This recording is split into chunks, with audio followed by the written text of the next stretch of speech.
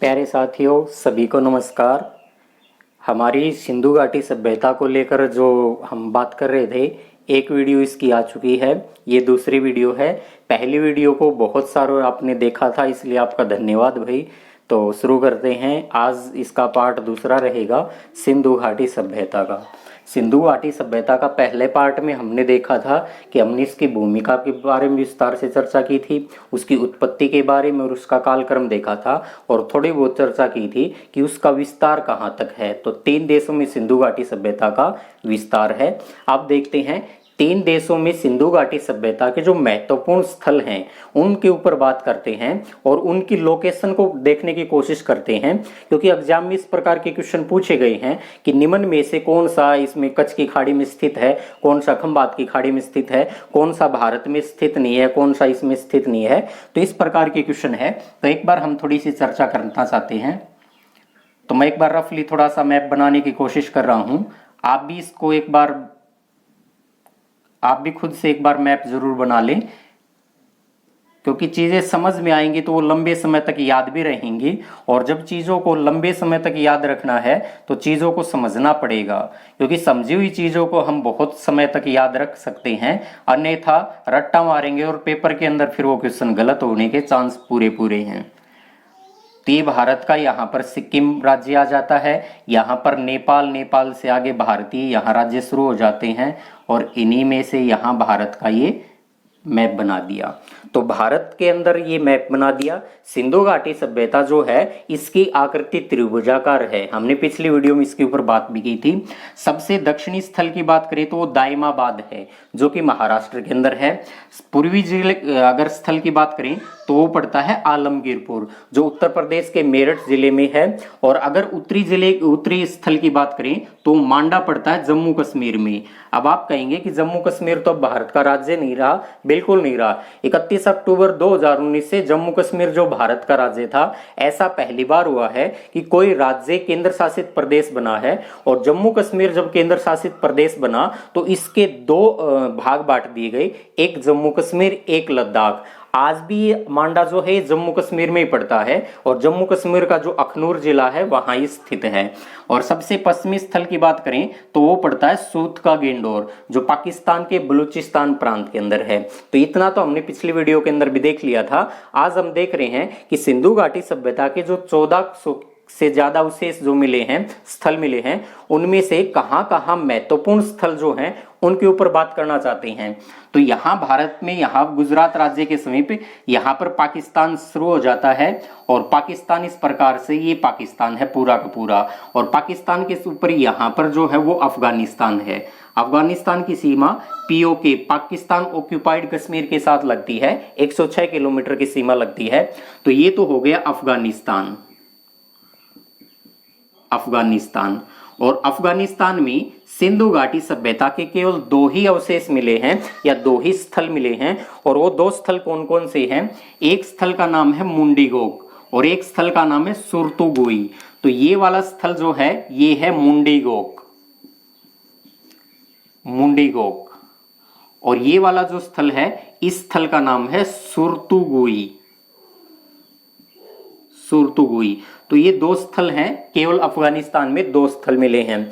उसके बाद पाकिस्तान है। हमने पिछली वीडियो में बात की थी, पाकिस्तान के 3 प्रांतों से सिंधु घाटी सभ्यता के स्थल मिले हैं, और उन 3 प्रांतों में एक प्रांत का नाम है बलूचिस्तान। तो ये प्रांत हो गया बलूचिस्तान, ये वाला प्रांत बलूचिस्तान है। इस बलूचिस्तान के ऊपर यहाँ जो प्रांत है उस प्रांत का नाम है सिंध प्रांत, और सिंध प्रांत के ऊपर यहाँ जो प्रांत स्थित है उस प्रांत का नाम है पंजाब प्रांत। तो ये पाकिस्तान का पंजाब प्रांत है, ये पाकिस्तान का सिंध प्रांत है, और ये पाकिस्तान का बलूचिस्तान प्रांत है। तो पाकिस्तान के इन 3 प्रांतों से लगभग 475 से ज्यादा स्थल मिले हैं। तो लगभग 475 अवशेष मिले हैं। सबसे पहले मैं बात करता हूं पाकिस्तान का जो बलूचिस्तान प्रांत है। इस बलूचिस्तान प्रांत के अंदर 4 महत्वपूर्ण स्थल मिले हैं, और उन 4 महत्वपूर्ण स्थलों के ऊपर बात करते हैं। तो एक स्थल का तो नाम है, यहां मैं पहले चारों स्थल बना देता हूं। ये वो 4 स्थल मिले हैं पाकिस्तान के बलूचिस्तान प्रांत से। इनमें इस स्थल का नाम है, जो सिंधु घाटी सभ्यता का सबसे पश्चिमी स्थल है, जिसका नाम है सूत का गेंडोर। सूत का गिंडोर। उसके बाद ये स्थल जो है, इस स्थल का नाम है सूत का कोह, सूत का कोह। इस स्थल का नाम है बालाकोट, बालाकोट। और इस स्थल का नाम है डाबरकोट। तो ये सिंधु घाटी सभ्यता के वे स्थल हैं जो कि पाकिस्तान के बलूचिस्तान प्रांत में हैं।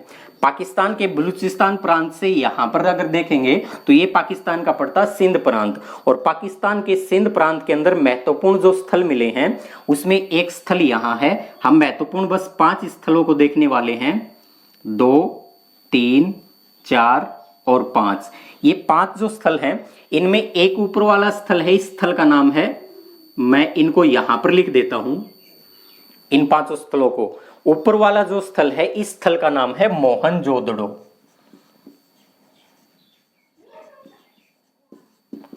मोहनजोदड़ो या मोहनजोदारो। दूसरा जो स्थल है इस स्थल का नाम है चनहुदड़ो, चनहुदड़ो,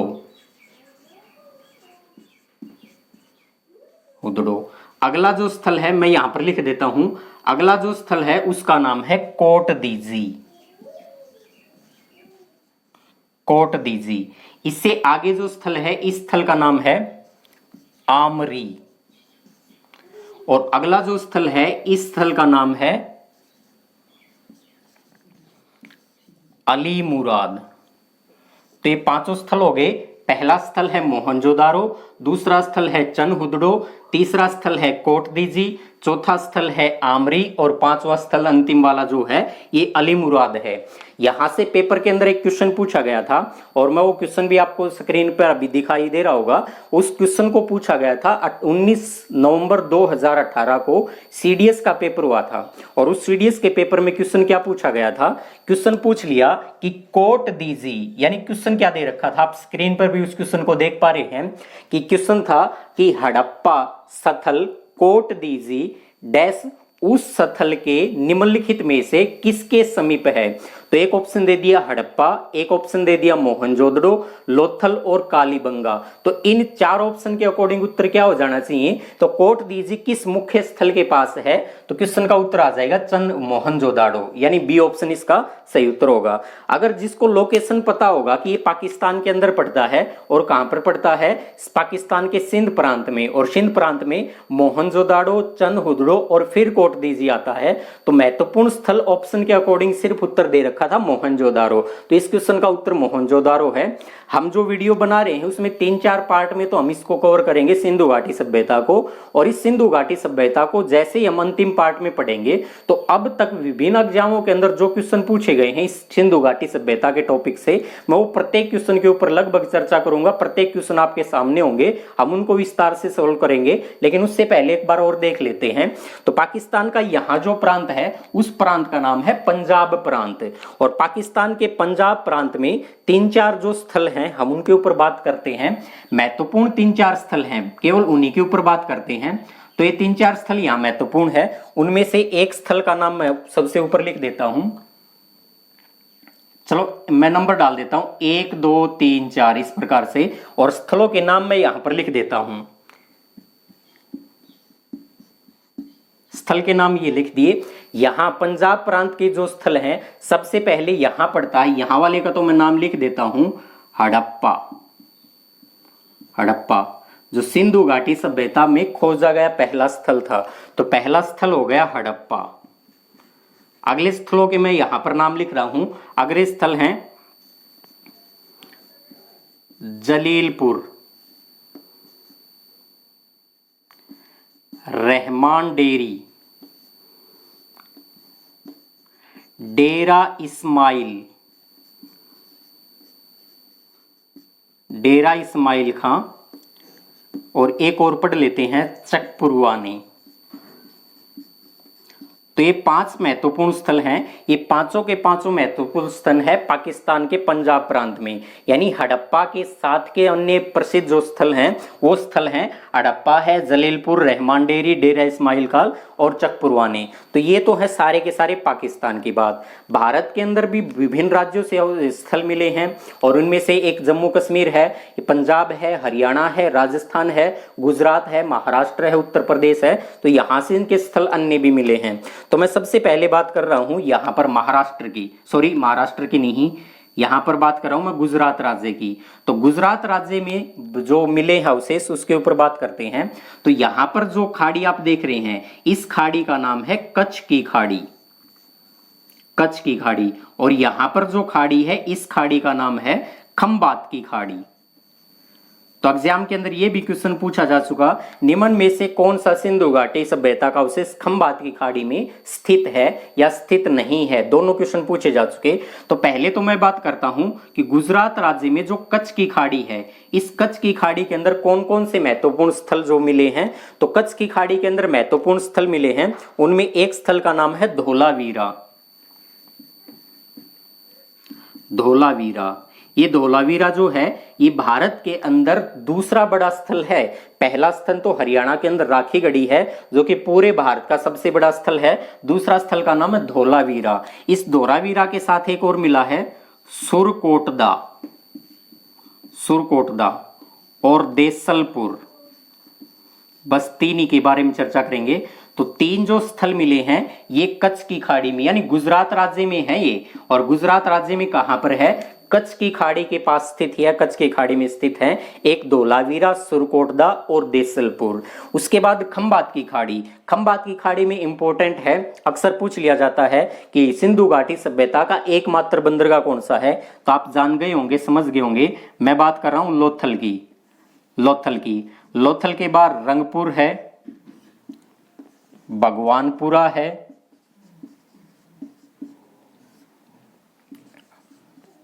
कुंतासी है। ये स्थल यहां से मिले हैं। भगवानपुरा भी मिला है, कुंतासी भी मिला है और एक स्थल मेघम भी मिला है। मेघम भी यहां पर पूरा मिला है। और एक मेघम, एक स्थल का और भी नाम मैं आपको बता देता हूं, यही मिला शिकारपुर। शिकारपुर जो है वो भी गुजरात राज्य में है, खंबात की खाड़ी में। तो खंबात की खाड़ी में ये 5-6 नाम है, लोथल, रंगपुर, भगवानपुरा, कुंतासी, मेघम और शिकारपुर। तो ये सारे के सारे मिले हैं गुजरात राज्य में। कुछ खंबात की खाड़ी में स्थित है, कुछ खंबात की खाड़ी में, कुछ कच्छ की खाड़ी में स्थित है। तो इनका नाम ध्यान रखना। उसके बाद ऊपर राज्य पड़ता है, वो राज्य का नाम है राजस्थान। तो ये वाला राजस्थान है। राजस्थान के अंदर बस महत्वपूर्ण एक ही पढ़ने वाले हैं और उस सभी का नाम को सबको पता है, कालीबंगा है। कालीबंगा जो राजस्थान में है, कालीबंगा। कालीबंगा से ऊपर यहां देखेंगे, राजस्थान से ऊपर तो यहां पड़ेगा हरियाणा। हरियाणा के बारे में हम यहां लिखने वाले हैं और हरियाणा में तो बहुत सारे इंपॉर्टेंट हैं। हरियाणा के अंदर पेपर के अंदर HSSC भी खूब सारे पूछती है और वैसे भी भारतीय इतिहास के अंदर, प्राचीन इतिहास में वो क्वेश्चन आते ही आते हैं। तो मैं हरियाणा के एक बार यहाँ स्थलों के नाम लिख देता हूं। एक स्थल का नाम है राखीगढ़ी, बहुत इंपॉर्टेंट है और अक्सर पेपरों में पूछा जाता है कि सिंधु घाटी सभ्यता का भारत में सबसे बड़ा स्थल कौन सा है। तो राखीगढ़ी स्थल है। राखीगढ़ी स्थल है, भीरडाना है, बनावली, ये इसको बनवाली भी किताब में मिलता है। और भी बहुत है, सीसवाल है, जैसे सीसवल या सीसवाल भी मिलता है। भिवानी के अंदर है मीताथल और भी मानहेरू।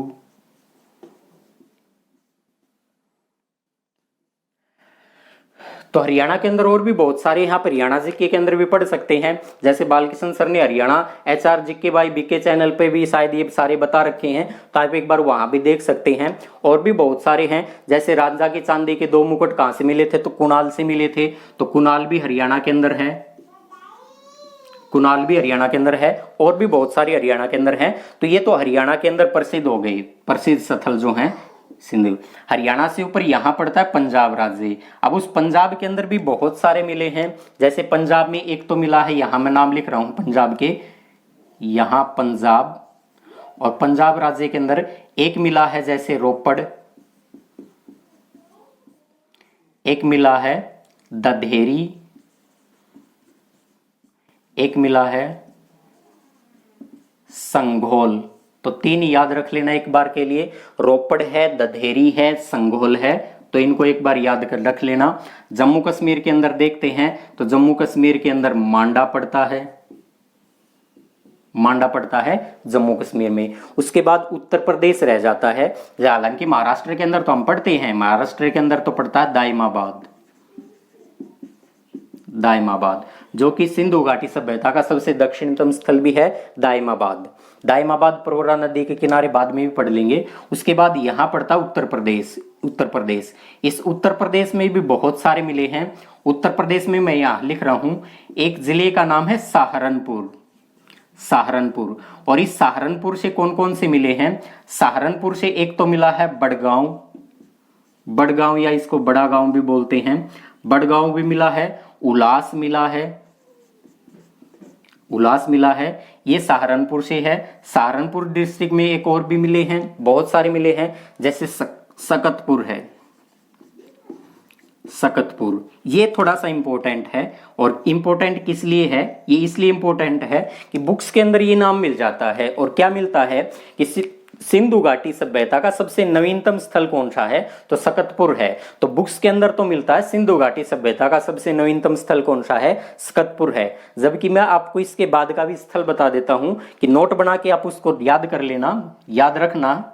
ऑप्शन में पता नहीं सकतपुर ना भी मिले और वो नाम मिल जाए, तो नोट बना के ध्यान रखना कि सिंधु घाटी सभ्यता का सबसे नया स्थल जो है, नया स्थल, तो सिंधु घाटी सभ्यता का जो नया स्थल है उस स्थल का नाम है मांडी, मांडी। जबकि जम्मू कश्मीर में है वो मांडा है, और ये मांडी है। मांडी कहां पर है? तो मांडी है तो उत्तर प्रदेश में ही, उत्तर प्रदेश में मुजफ्फरनगर जो है, इस मुजफ्फरनगर के अंदर पड़ता है मांडी।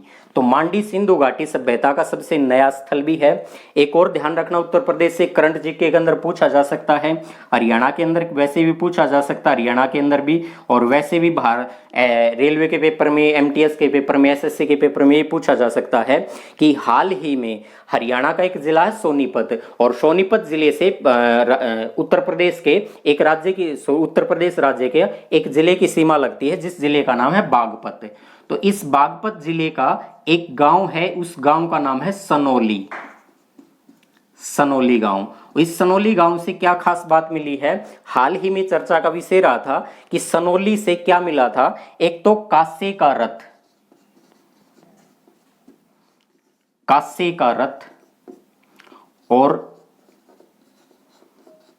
अलंकृत कबर, अलंकृत कबर, इनके जो साक्ष्य मिले हैं वो सनोली से मिले हैं। और सनोली उत्तर प्रदेश में है, बागपत जिले के अंदर सनोली गांव। इस सनोली गांव से एक तो कांसे का रथ मिला था, और अलंकृत कबर के साक्ष्य जो मिले हैं वो सनोली से मिले हैं। तो एक बार जिसने स्क्रीनशॉट लेना जल्दी से ले सकता है, उसके बाद हम इसको आगे पढ़ने वाले हैं। तो इसमें हेडिंग यहां डाल ही लेना आप, सिंधु घाटी सभ्यता, सिंधु घाटी सभ्यता के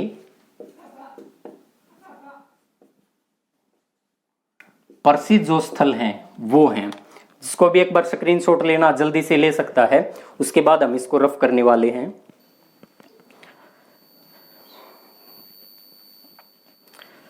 तो सिंधु घाटी सभ्यता के ऐसे 7 बड़े नगर मिले हैं, 7 बड़े नगर। हम उन 7 बड़े नगरों को भी एक एक करके पढ़ने वाले हैं। तो सिंधु घाटी सभ्यता के जो 7 नगर मिले हैं, एक बार तो उनका नाम भी याद रखना बहुत जरूरी है कि कौन सा नगर नहीं, ऐसा भी पेपर के अंदर क्वेश्चन पूछा जा सकता है। तो 7 नगर हैं, मैं उन 7 नगरों में से एक नगर का नाम लिख दिया मैंने, हड़प्पा, हड़प्पा, हड़प्पा। दूसरे नगर का नाम लिख दिया मोहनजोदारो, मोहनजोदारो या मोहनजोदड़ो, इस पर फिल्म भी बनी थी। तीसरा मैंने लिख दिया धोलावीरा, चौथा मैंने लिख दिया लोथल, पांचवा मैंने लिख दिया कालीबंगा जो कि राजस्थान में है। छठा मैंने लिख दिया चनहुदडो, और नंबर 7 लिख लिया बनवाली या फिर बनावली। तो ये 7 नगर हैं। हम इन 7 नगरों के ऊपर एक एक करके चर्चा करेंगे। तो सबसे पहले हम पढ़ने वाले हड़प्पा। तो हड़प्पा को लेकर एक बार हम पढ़ लेते हैं, आप इनको उतार लेना कहीं भी। तो सबसे पहला जो स्थल है हड़प्पा। हड़प्पा के बारे में ध्यान क्या रखना है कि हड़प्पा जो है इसकी खुदाई के समय महानिदेशक कौन था, किसका? भारतीय पुरातत्व एवं सर्वेक्षण विभाग जो है उसका महानिदेशक कौन था, या किसकी अगुवाई के अंदर जो सारा काम हुआ था, तो किसकी अगुवाई के अंदर हुआ था? तो जॉन मार्शल था, जॉन मार्शल। और जब हड़प्पा जो है इसके खुदाई करता कौन थे, तो हड़प्पा के खुदाई करता जो थे उनका नाम था राय बहादुर दयाराम साहनी। राय बहादुर दयाराम साहनी थे। तो इसके सहायककर्ता कौन थे फिर? सहायककर्ता रहे थे माधव स्वरूप वत्स जो हैं इसके सहायककर्ता रहे हैं। हड़प्पा जो है ये वर्तमान में है कहां पर? तो हड़प्पा पाकिस्तान में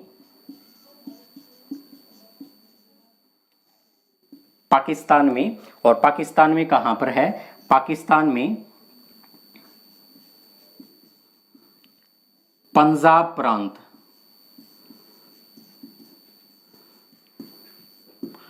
मोंटगोमरी जिले में रावी नदी के, ये भी ध्यान रखना रावी नदी के तट पर तो है, लेकिन रावी नदी कोई भी नदी होगी इसके 2 तट हैं, एक बायां तट एक दायां तट। तो रावी नदी के ये बाएं तट पर स्थित है, बाएं तट पर स्थित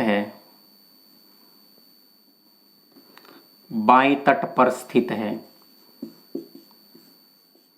एक और क्वेश्चन ध्यान रखना, ये जो वर्तमान के अंदर मोंटगोमरी जिला है इस जिले का नाम बदला जा चुका है। तो मोंटगोमरी जिले का नया नाम है साहिवाल जिला। तो पाकिस्तान का जो साहिवाल जिला है उसी को मोंटगोमरी जिला कहा जाता था, पंजाब प्रांत में है और पाकिस्तान के अंदर हड़प्पा स्थल है ये स्थित है। उसके बाद बात करते हैं जो भी हड़प्पा स्थल होगा इसके बारे में महत्वपूर्ण बात क्या है कि हड़प्पा जो है ये इस प्रकार से है, एक यहां पर टीला बना दिया जिसे कहा पश्चिमी टीला,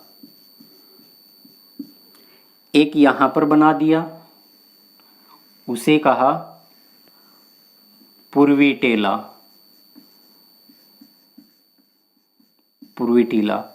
पूर्वी टीले को नगर की संज्ञा दी गई और जो पश्चिमी टीला था इस पश्चिमी टीला को दुर्ग टीला कहा गया। तो पश्चिमी टीला जो था इसकी रक्षा के लिए इसके चारों ओर एक 4 दीवारी कर दी गई थी। तो चारों ओर जो 4 दीवारी कर दी उस 4 दीवारी को कहा गया था परकोटा। जो इस प्रकार से पश्चिमी टीला था इस पश्चिमी टीले के चारों ओर एक 4 दीवारी कर दी गई थी, उस 4 दीवारी को कहा गया था परकोटा। तो परकोटा क्या था? परकोटा रक्षा प्राचीर था, रक्षा प्राचीर यानी रक्षा के लिए नगर के चारों ओर एक दीवार बना दी थी, उसी दीवार को कहा गया था परकोटा, यानी रक्षा प्राचीर जो थी उसी को परकोटा कहा गया था। ये जो परकोटा था इसमें जो ईंटें लगी हुई थी इसमें ईंटों का प्रयोग किया गया था और ईंटें लगी थी 2 प्रकार की ईंटें लगी थी। अंदर की तरफ जो ईंट लगी थी वो तो कच्ची ईंट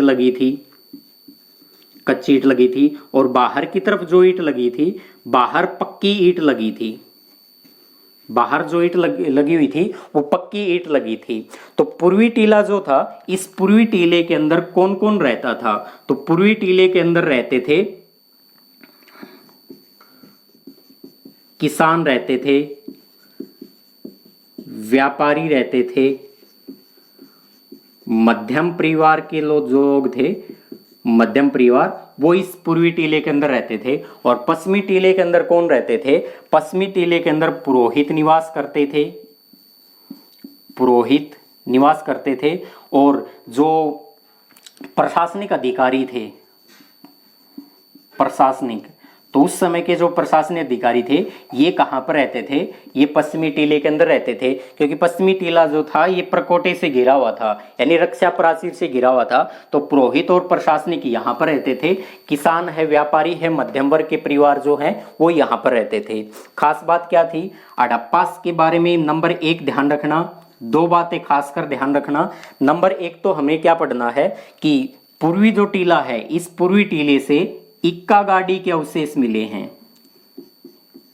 इक्का गाड़ी। और इक्का गाड़ी किसकी बनी हुई थी? तांबे की इक्का गाड़ी के अवशेष कहां से मिले हैं? तो हड़प्पा से मिले हैं। दूसरी क्या बात मिली है? सर्वाधिक अभिलेखीय मोहरे, सर्वाधिक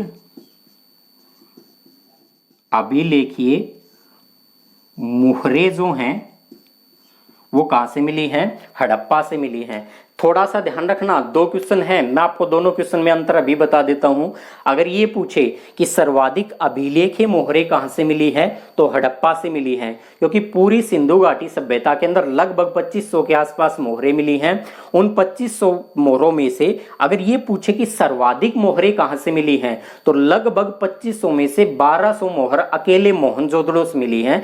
लेकिन जो 1200 मोहर मिली हैं वो अभिलेखीय मोहरे नहीं थी। सर्वाधिक अभिलेखीय मोहरे पूछेगा तो हड़प्पा से, अगर सर्वाधिक मोहरे पूछेगा तो मोहनजोदड़ो से। थोड़ा सा ध्यान रखना, एक वर्ड से दोनों उत्तर चेंज हो जाएंगे। सर्वाधिक अभिलेखीय पूछ रहा था तो हड़प्पा, अगर सर्वाधिक मोहरे पूछ रहा था तो मोहनजोदारो मिलेगा। उसके बाद और क्या मिला है? जो पश्चिमी टीला था, इस पश्चिमी टीले को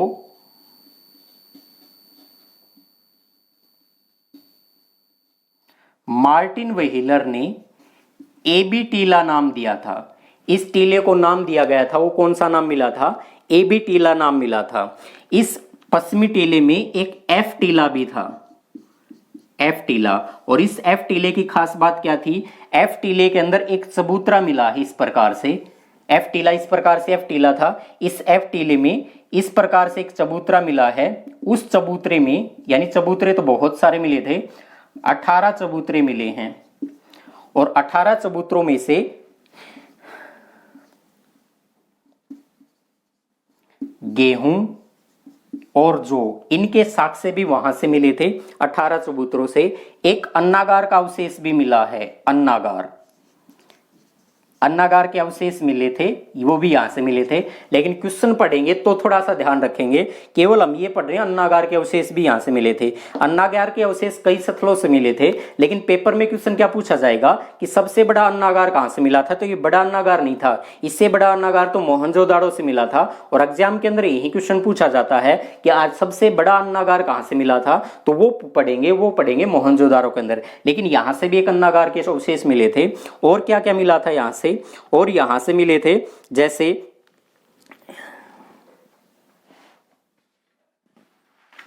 पेपर के अंदर क्वेश्चन पूछा गया था कि कांसे गलाने का जो पात्र है वो कहां से मिला था, तो मैं यहां से लिख देता हूं, कांसा गलाने का पात्र वो कहां से मिला था? हड़प्पा से मिला था। एक नगन धड़ पुरुष, यानी नगन जो एक पुरुष था उसका धड़ कहां से मिला था? तो ये भी मोहनजोदारो से मिला था। जिसको भी एक बार स्क्रीनशॉट लेना जल्दी से ले सकते हैं।